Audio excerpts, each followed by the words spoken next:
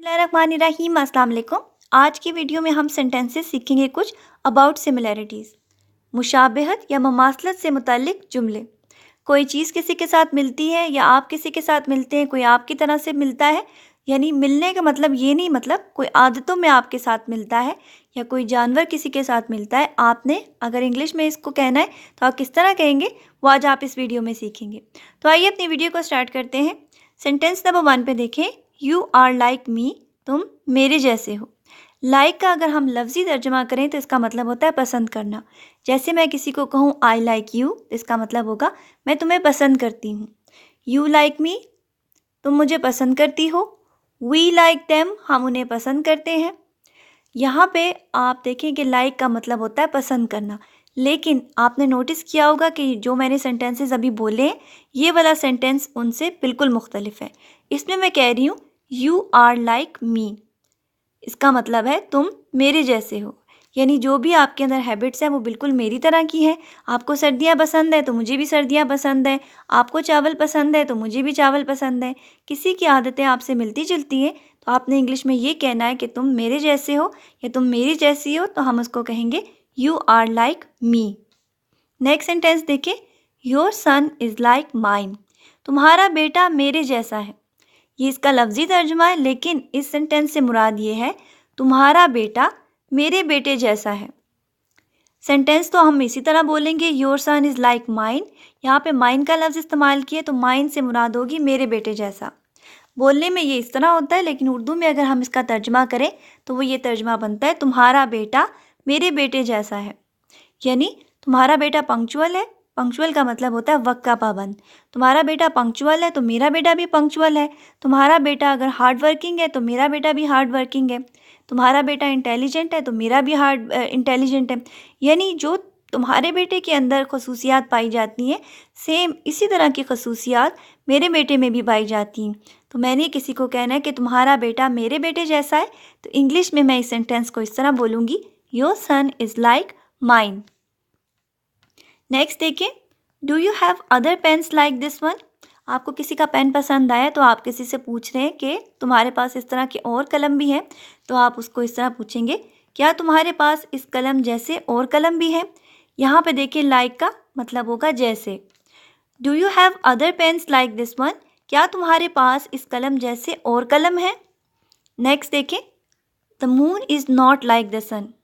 यहाँ पे कंपैरिजन किया जा रहा है, यानी सिमिलैरिटीज़ के बारे में भी आप देख लें कि मून का काम भी है लाइट देना और सन का काम भी है लाइट देना। मून की लाइट कोल्ड होती है, कूल होती है, और जो सन है उसकी लाइट वार्म होती है। आपको डिहाइड्रेशन हो जाती है अगर आप सूरज की रोशनी के अंदर निकलते हैं। तो यहाँ पे बात हो रही है कि चाँद सूरज जैसा नहीं है। लाइक का मतलब यहाँ पे है जैसा, तो सेंटेंस होगा the moon is not like the sun, चाँद सूरज जैसा नहीं है। नेक्स्ट देखिए, my dog is like a wolf, मेरा कुत्ता भेड़िए जैसा है। वुल्फ का मतलब होता है भेड़िया।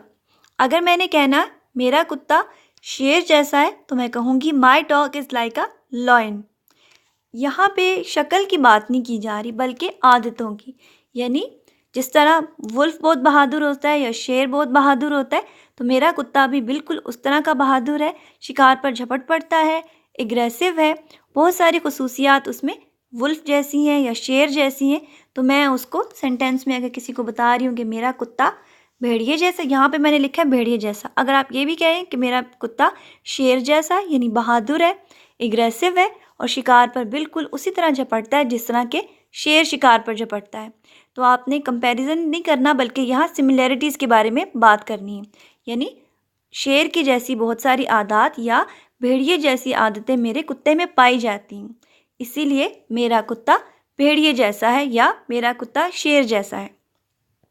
नेक्स्ट देखें, ही eats food like a hungry lion, वो भूखे शेर जैसे खाना खाता है।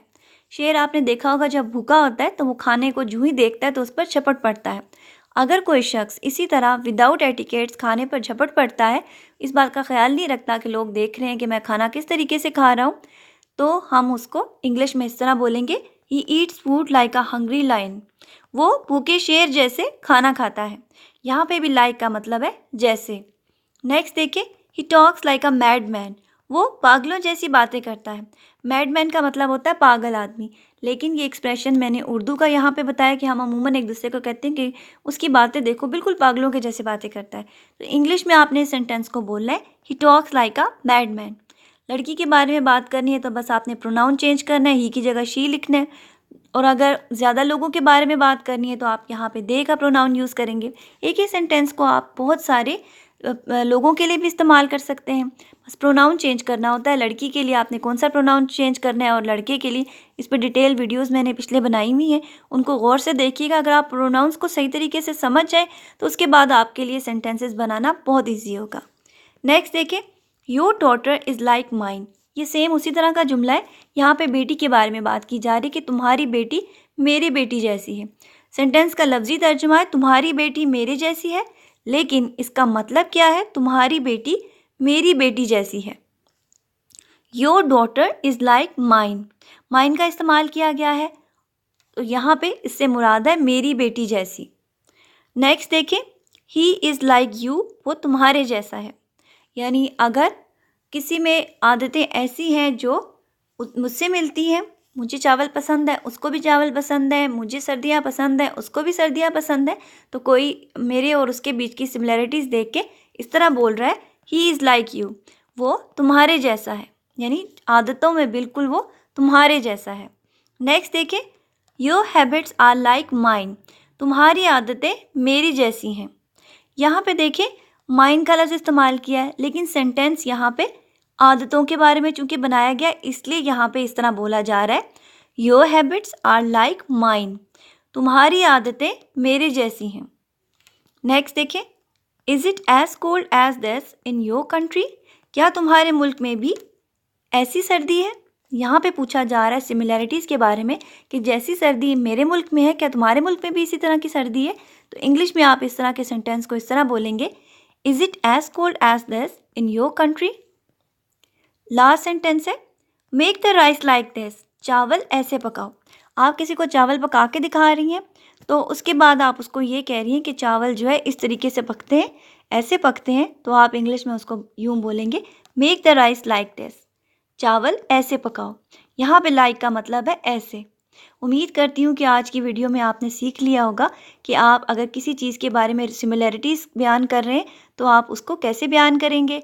वहाँ पे आप लाइक का लफ्ज़ इस्तेमाल करेंगे। यहाँ लाइक का मतलब पसंद करना नहीं होगा, बल्कि यहाँ पे इस जैसा, इस जैसी, इस तरह के एक्सप्रेशन में आप लाइक को इस्तेमाल करेंगे।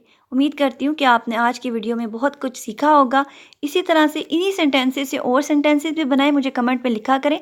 मुझे कैसे पता चलेगा कि आप लोग याद कर रहे हैं, आप लोग सीख रहे हैं, जब तक कि आप खुद नहीं बताएंगे। अपना ढेर सारा ख्याल रखिएगा। अल्लाह हाफ़िज़।